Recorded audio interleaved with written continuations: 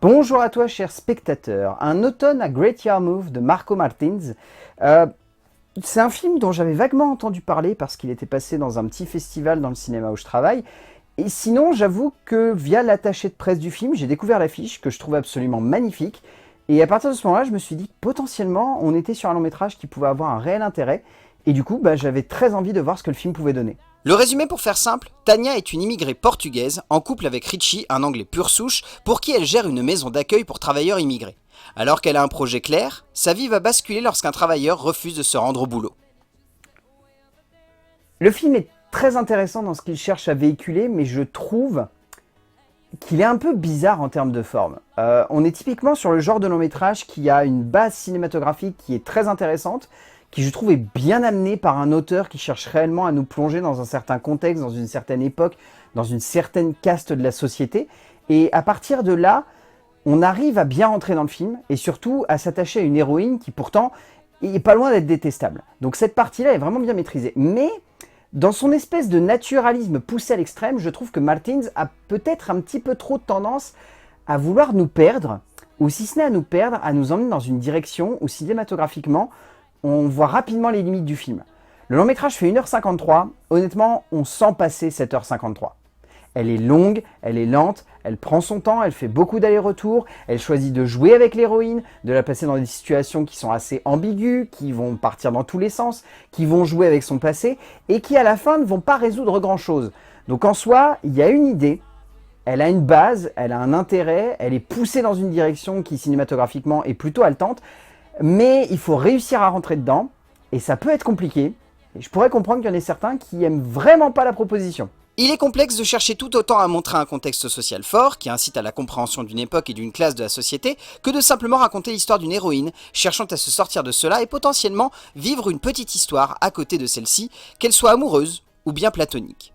Marco Martins nous offre le portrait d'une région avec la crédibilité et la justesse d'un documentariste, le temps d'une œuvre de cinéma où il sait quand et comment ramener de l'humain en son centre, même si cela, dans la globalité de sa construction, sonne comme une œuvre classique par de nombreux aspects dramatiques et une héroïne souvent difficile à pleinement cerner. En termes d'écriture, le scénario est écrit par Ricardo Adolfo et par Marco Martins. Euh, La proposition dramatique veut vraiment être la plus radicale et la plus crédible possible. Déjà, il faut savoir que le film, dans son écriture, est basé sur le témoignage des gens qui ont habité à Great Yarmouth et des gens qui soient portugais ou anglais qui résidaient là-bas. Donc à partir de là, il y a une vraie envie de la part des deux scénaristes d'amener une crédibilité et une authenticité qui doit être présente dans chaque protagoniste. Donc cette partie-là, c'est impressionnant. C'est impressionnant parce qu'on sent qu'il y a un vrai travail de documentation et au-delà de ce travail de documentation, qu'il y a une vraie envie de vouloir nous plonger dans un quotidien qui n'est pas assez démontré ou qui, s'il n'est pas assez démontré, n'est pas assez représenté dans le sein du cinéma, qu'il soit anglais, qu'il soit portugais, qu'il soit anglophone. De manière très générale, on sent qu'il y a cette envie de vouloir présenter une certaine partie de la société qui est souvent mise de côté. Donc cette partie-là est très louable et du coup elle permet d'avoir une authenticité dramatique et narrative qui nous plonge réellement dans ce contexte et dans cette temporalité qui est particulière. Il y a au-delà de ça le découpage en 3 mois. C'est octobre, novembre et décembre. Cette partie-là est très intéressante parce qu'on a un gros mois de novembre et un petit mois d'octobre et un petit mois de décembre.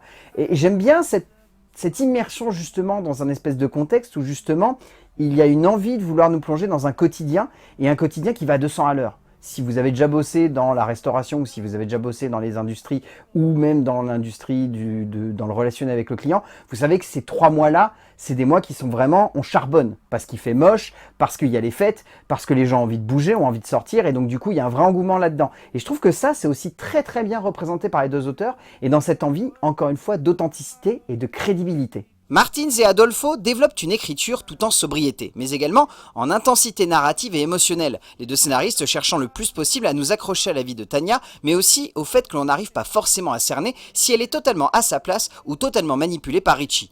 Au fond, même si on ressent cette radicalité, il faut bien avouer que parfois, cette femme est d'une complexité et ressemble à un casse-tête intense à appréhender, ne sachant pas si elle est une héroïne ou une antagoniste de cette caste qu'elle semble chercher à aider, mais qu'elle enferme le temps d'accomplir sa vision d'un rêve dont ils ne font pas partie, mais qui nous attache à son parcours.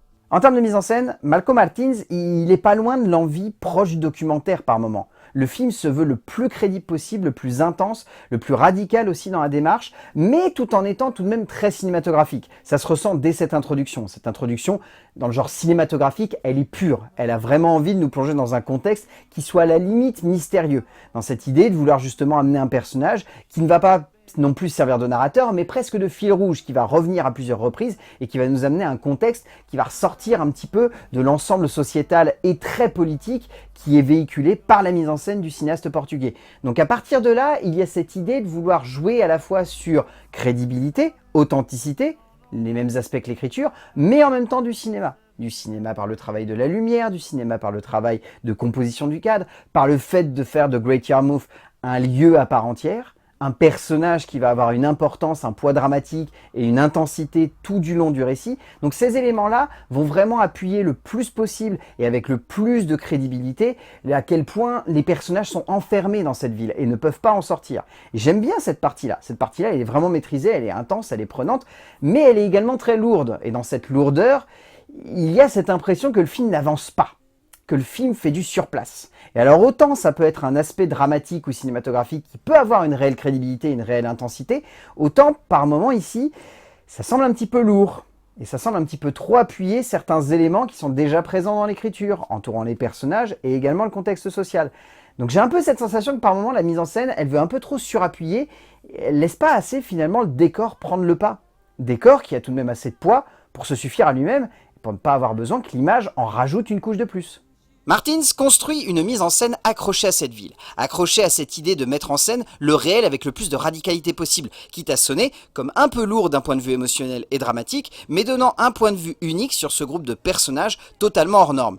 Le cinéaste portugais sait comment amener de la crédibilité, mais semble avoir un peu plus de mal à totalement et pleinement emmener le rythme de cette œuvre, créant un ensemble sonnant comme accrocheur, avec un œil unique, mais où l'on ressent également rapidement que la scénographie se perd dans une forme de contemplation un peu trop poussive et pas assez logique quant à ce qu'elle raconte. En termes de casting, celui-ci est plutôt bon. Il n'y a pas forcément beaucoup d'acteurs secondaires qui ressortent plus que ça.